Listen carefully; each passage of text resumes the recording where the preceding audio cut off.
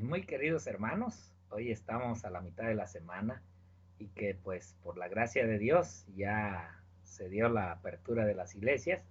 Así es de que los voy a invitar para que hoy podamos ir a orar, darle gracias a Dios, poder manifestar en este día a las 7 de la tarde agradecimientos a nuestro Dios por su ayuda, su protección, que yo sé que algunos lo hicimos el sábado, pero ¿por qué no decirle con nuestros hechos, con nuestras realidades a Dios del cielo, que es lo que más deseamos, estar con Él en comunicación en su casa de oración?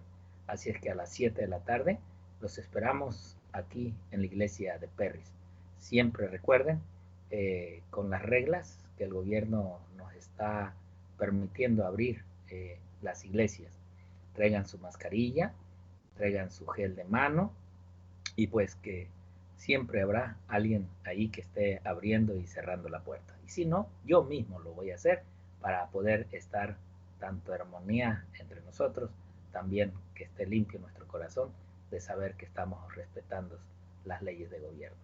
Así es de que hoy tenemos el Jesús histórico en esta lección y que hoy el pastor Washington sigue aquí conmigo acompañándome, pastor, desde allá de Glendale. Así Está es. y yo acá en Moreno Valley. Bienvenido, pastor. Muchas gracias, una alegría por compartir con usted y también con toda la familia del Evangelio Eterno estas lecciones, estos días y esperar que de alguna forma podamos llegar a tener una convicción más profunda en la palabra de Dios, en su validez histórica y también en su validez profética, porque al probar la historicidad de la Biblia también podemos creer en cada una de las cosas que están escritas. Así que un abrazo fraternal y deseando de corazón de que el resto de este día y lo que nos falta esta semana también pueda ser de bendición para cada uno de nosotros. Gracias, pastor. Pues si nos hace el favor de llevarnos en oración para Claro que entrar en este lindo estudio. muy bien, vamos a orar delante. Señor y Padre Celestial, una vez más agradecidos estamos, Señor, por este día más de vida que nos concede. Ahora que vamos a abrir tu palabra, queremos rogarte, Señor, de que tú nos dirijas para que quede claro en nuestra mente cada concepto establecido en esta lección y que nuestro corazón pueda también tener la plena certeza de que sobre todo ese Cristo histórico es mucho más que una historia, es una realidad sobre la cual está basada todo el cristianismo. Y aunque usted no lo crea, también el judaísmo debía estar basado sobre él. Pero el enemigo engaña, y así como los engañó a ellos, también nos puede engañar a nosotros. Por eso te pedimos, Señor, que ese Cristo histórico pueda ser una realidad, no en la historia, sino en el presente y en el futuro, porque de Él depende nuestra salvación. En el nombre histórico, en el hombre poderoso y en el nombre futuro de Jesús, es que te pedimos todas estas cosas con el perdón de nuestros pecados. Amén, Señor. Amén. Pues, pastor, en este estudio tenemos dos preguntas en sí. Yo veo dos preguntas, hay más, pero dos Ujú. preguntas hablando acerca de Caifás y Pilato, que podemos decir fueron los dos personajes en los cuales la Biblia habla acerca de lo que es Jesús, para poder entender esta historia de ese Jesús que nosotros predicamos, de ese Jesús que nosotros hablamos, de ese Ujú. Jesús que los profetas aún antes de su llegada, pues ya habían hablado de la pronta venida de él. Y así como los apóstoles que caminaron con él, vivieron con él y compartieron, ¿no? Eh, ¿Qué nosotros podemos decir de esta pregunta de Caifás y Pilato? Bueno, lo que acá se está tratando de establecer es que si estos nombres que aparecen en la Biblia Caifás y Pilatos, pues si realmente existieron durante el tiempo de Jesús. Si realmente hay alguna cosa que los pueda, digamos, identificar fuera de la Biblia como seres que tuvieron una participación X en algún momento X y que alguien más, algún historiador, alguna persona los haya registrado. Y la realidad es que sí, están más que registrados en la historia por diferentes personas.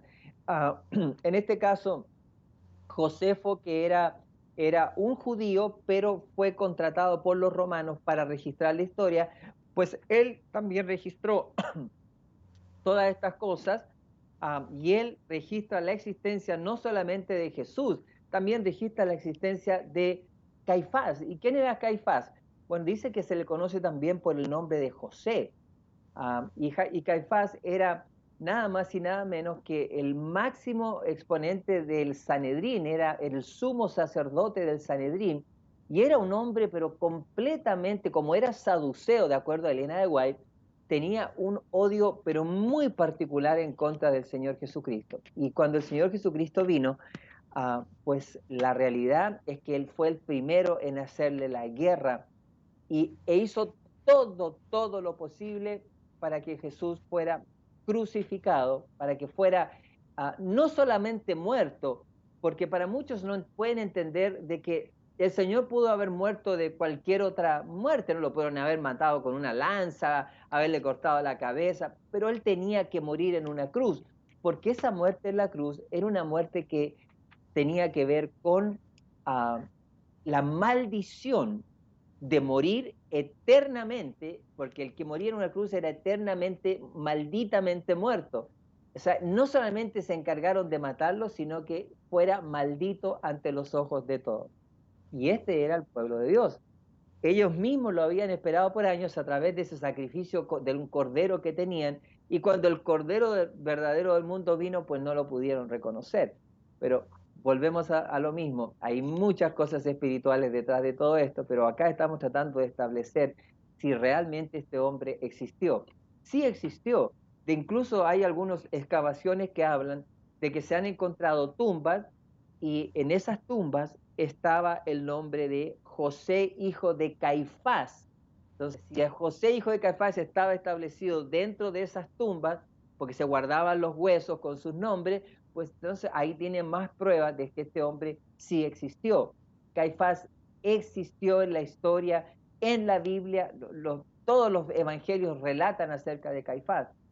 Pero si estamos hoy en día, no solamente cuestionan a Caifás, o cuestionan la Biblia, cuestionan hasta el mismo Señor Jesucristo, este Jesús histórico. El otro día, Pastor Víctor, bueno, otro día, hace ya un tiempo, me mandaron a mí un pequeño mensaje que dio un rabino actual, hablando acerca de Jesucristo. Y él decía en su mensaje que Jesucristo era nada más y nada menos que una invención de la Iglesia Católica, que el Señor Jesucristo nunca existió y que la Iglesia Católica lo inventó esto para poder establecer el cristianismo, algo que es completamente una aberración. Primeramente, porque el cristianismo no tiene absolutamente nada que ver con el catolicismo. De hecho, el catolicismo comienza, más o menos, empieza a forjar sus primeros pasos desde el año 312 después de Cristo, cuando el emperador Constantino tiene una supuesta visión, y en esa visión él ve el sol y una cruz mezclándose, y él entendió que él tenía que unir el paganismo con el cristianismo, y de ahí sale la Iglesia Católica, pero la Iglesia Católica no comienza a forjarse como católicos hasta el año más o menos 533 al 538, casi 500 años después. Entonces yo le pregunto, ¿cómo va a poder la Iglesia Católica inventar a un Jesús histórico cuando las cosas de Jesús estaban grabadas muchos 500 años antes? Es una mentira que ellos mismos no pueden, ni siquiera ellos mismos se la creen, pero las están diciendo al mundo y el mundo las está creyendo. ¿Cómo va a ser una mentira a alguien que partió el mundo en dos y ahora hablamos del mundo antes de Cristo y después de Cristo, si fue una mentira? Es imposible. Los mismos historiadores han registrado que el Señor Jesús estuvo en este mundo. Josefo habló de la muerte de Cristo, describió a Cristo, describió su muerte, describió la cruz. Ya no es solamente la Biblia, también hay otras fuentes que lo muestran como un Jesús histórico. Interesante, pastor, y pues recordemos, ¿no? De que pues estos rabinos, aún no como hoy, ¿no? Los naturales, no un rabino, hoy todos se quieren hacer rabinos, todos se dejan Sí, crecer la barba para ser judíos y todos están buscando la forma de judaizar, ¿no? lo, Y pues ellos mismos, ¿verdad? lo que pasa es que ellos enseñan que si usted no es judío, no puede heredar el reino de Dios. Bueno, pues viendo que el judío no creyó en la promesa y no creyó en Cristo y que hoy lo ponen como dicen ellos muchas veces como un profeta de Dios, pero nunca como el hijo de Dios. Bueno, yo quiero, como siempre, darles una lectura bíblica, más bien una lectura del espíritu de profecía, en el libro El deseado de todas las gentes, en la página 651, que dice, Caifás pertenecía a los saduceos, algunos de los cuales eran ahora los más encarnizados enemigos de Jesús. Ahí está la pregunta contestada, pastor. Él mismo, aunque carecía de fuerza de carácter, era tan severo, despiadado e inescrupuloso como Anás. No dejaría sin probar medio alguno de destruir a Jesús. O sea, Caifás fue uno de los instigadores, uno de los que más buscaba cómo acabar con el Hijo de Dios. Era uno de los que, pues, perseguía, en pocas palabras, al Señor. Sigue diciendo ella, allí en ese mismo libro, El deseo de todas las gentes, pero en la página 655, dice ella, Caifás había negado la doctrina de la resurrección, y esto es interesante, ¿no? Del juicio y de una vida futura. Ahora se sintió enloquecido por una furia satánica, rasgando su manto a fin de que la gente pudiese ver su puesto horror. Pidió que sin más preliminares se condenase al preso por la blasfemia. Bueno, ahora vemos otra doctrina quizás interesante, pastor, acerca de la resurrección, ¿verdad? Hoy no se cree que se puede resucitar, hoy no se cree que el Señor tiene el poder para resucitar a sus hijos, pero sí se cree que cuando uno se muere, pues no tienes que preocuparte porque te vas ante la presencia de Dios. Que se preocupe el que no obedece a Dios, que se preocupe el que hace lo malo, el que roba, el que se endroga, el que se prostituye, porque ese se va a ir al infierno. Pero aquel que no hace bien ni mal, pues que no se preocupe, si se muere, pues no va a resucitar, pero se va vivito ante la presencia de Dios. Y vemos que Caifás, pues era uno de los que no que creía en la resurrección. Por eso es de que vemos en el libro de San Juan, allá por el capítulo 12, cuando Jesús resucitó a Lázaro, ¿verdad? Que la atención llamativa era Lázaro, ya no era Jesús.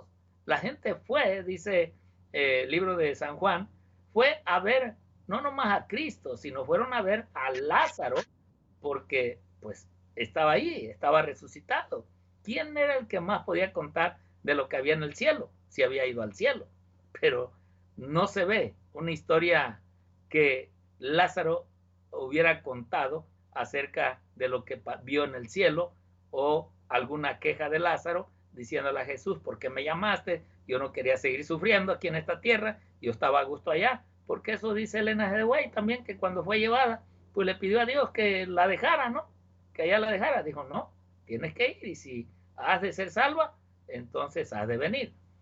Claro, Ahora, solo que ella fue llevada en visión al cielo. claro, O sea, claro. a ella le fue mostrada en visión, tomó su mente y tuvo una forma de hacerlo. Pero en el caso de Lázaro, Lázaro estuvo muerto, Lázaro murió, estuvo 4 días muerto. Y si esta historia de que nosotros cuando morimos nos vamos al cielo fuera verdad, y él estaba en el cielo porque tiene que era amigo de Jesús, tendría que haber estado en el cielo, cuando volvió y se encontró todo vendado, vuelto a un lugar todo con tierra, sin de haberle dicho, ¿para qué me trajiste de vuelta si yo estaba ahí arriba, pero de los más fabulosos? Pero que no sabía ni siquiera, salió en silencio, no dijo nada. ¿Por qué? Porque lo único que hizo fue despertar. Nada más. Vio sus ojos, parece que estaba, uy, ¿qué estoy haciendo acá? Ni siquiera sabía dónde estaba. ¿Por qué? Porque la muerte es eso, es como el sueño. Lo dice el libro de Eclesiastés, capítulo 9, en versículo 5, versículo 10, en muchos lugares, salmo, más de no sé cuántos salmos. No, infinidad. Pero yo quiero compartir algo breve, si usted me lo permite, que es algo Sí, muy importante con respecto al Jesús histórico y que es lo que, hablando de cómo el pueblo judío se ha enceguecido tanto, que ni siquiera permiten que estudien el libro de Daniel. Y el libro de Daniel, capítulo 9, habla del Mesías, dice exactamente cuándo iba a nacer y cuándo iba a morir. Lo dice, por ejemplo, el versículo, capítulo 9, versículo 26, dice, y después de los 62 semanas, se quitará la vida al Mesías, exactamente cuando el Señor murió. Dice, mas no por sí, y el pueblo del príncipe que ha de venir destruirá la ciudad y el santuario. O sea que ahí habla de la destrucción de Jerusalén por parte de Tito. Dice, y con inundación será el fin de ella, y hasta el fin de las guerras las asolaciones están determinadas. Y por una semana confirmará el pacto con muchos, y a la mitad de la semana hará cesar el sacrificio y la ofrenda. Eso es cuando a la mitad de la última semana Cristo muere. ¿Por qué hace cesar el sacrificio y la ofrenda? Porque cuando Cristo muere, ahora el verdadero Cordero del mundo, ya no necesitan un Cordero que no es Cristo. Se cumplió la realidad, se cumplió en Cristo con las cosas que ellos hacían como una especie de profecía. Era una profecía a la muerte de los corderos, pero cuando el verdadero cordero muere, ahí paran todos los sacrificios. Entonces, ese Cristo, ese Mesías estaba también en la historia y estaba profetizado y se cumplió exactamente en la fecha en que se estaba, digamos, prefijado que iba a ocurrir. ¿Podemos borrar eso de la historia? O sea, si estaba profetizado y alguien aparte dice que no es así, miren, lo dije antes y lo vuelvo a decir ahora. No hay peor ciego que el que no quiere ver. Y hay una cosa que a mí me llama mucho la atención. En el mensaje a la iglesia de la Odisea, le dice el ángel a la iglesia de la Odisea, compra colirio para que veas. ¿Por qué? Porque nosotros no queremos ver cuando no nos conviene. así es. Bueno, pastor, pues en un minutito que nos queda, le digo acerca de Pilato, que es una de las preguntas. Yo lo vi en la Wikipedia, estas palabras, y dice que Pilato era un miembro del Order Encuestre, dice, y quinto perfecto de la provincia romana de Judea. Sí. Él fue entre los años 26 y 36 antes de Cristo. Y nació el 12 de diciembre antes de Cristo. O sea, vemos ahí, ¿no? El 12 de diciembre que se festeja hoy en día, el 12 de diciembre, el Día de la Virgen, y veo que Pilato también nació ese día.